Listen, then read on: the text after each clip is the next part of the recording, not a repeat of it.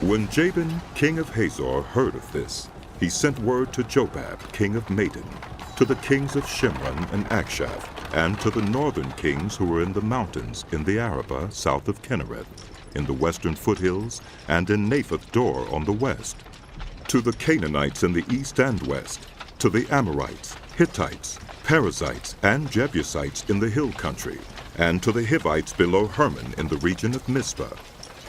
They came out with all their troops and a large number of horses and chariots, a huge army as numerous as the sand on the seashore. All these kings joined forces and made camp together at the waters of Merom to fight against Israel. The Lord said to Joshua, "Do not be afraid of them, because by this time tomorrow I will hand all of them, slain, over to Israel. You are to hamstring their horses and burn their chariots."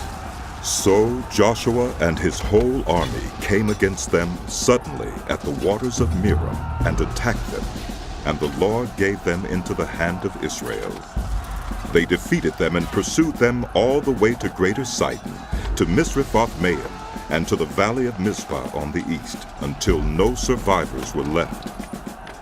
Joshua did to them as the Lord had directed. He hamstrung their horses and burned their chariots.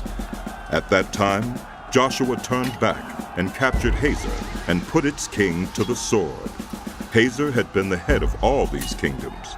Every one in it they put to the sword. They totally destroyed them, not sparing any one that breathed, and he burned Hazor itself. Joshua took all these royal cities and their kings and put them to the sword. He totally destroyed them, as Moses, the servant of the Lord, had commanded. Yet Israel did not burn any of the cities built on their mounds, except Hazor, which Joshua burned. The Israelites carried off for themselves all the plunder and livestock of these cities, but all the people they put to the sword, until they completely destroyed them, not sparing any one that breathed. As the Lord commanded his servant Moses, so Moses commanded Joshua, and Joshua did it. He left nothing undone of all that the Lord commanded Moses. So Joshua took this entire land, the hill country, all the Negev, the whole region of Goshen, the western foothills, the Arabah, and the mountains of Israel with their foothills, from Mount Halak, which rises toward Seor, to Baal Gad in the valley of Lebanon below Mount Hermon. He captured all their kings and put them to death. Joshua waged war against all these kings for a long time, except for the Hivites living in Gibeon. Not one city made a treaty of peace with the Israelites, who took them all in battle. For it was the Lord himself who hardened their hearts to wage war against Israel, so that he might destroy them totally, exterminating them without mercy, as the Lord had commanded Moses.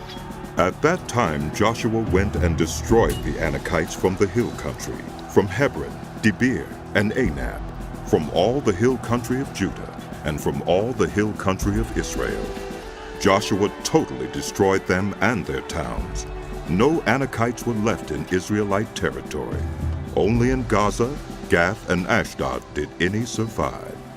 So Joshua took the entire land, just as the Lord had directed Moses, and he gave it as an inheritance to Israel according to their tribal divisions. Then the land had rest from war.